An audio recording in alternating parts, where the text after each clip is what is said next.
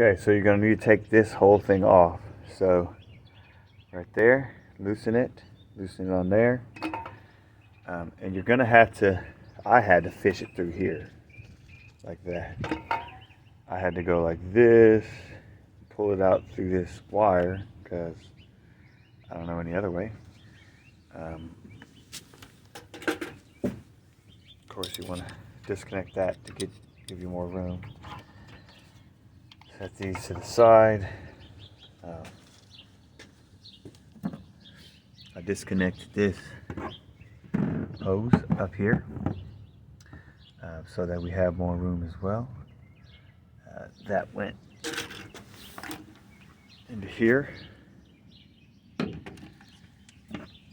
This end, you want to take that off. So that's that. And then, of course, you have your bolts out. You're going to have to disconnect the connectors to the fuel injectors, disconnect them to the coil packs, and move this out of the way.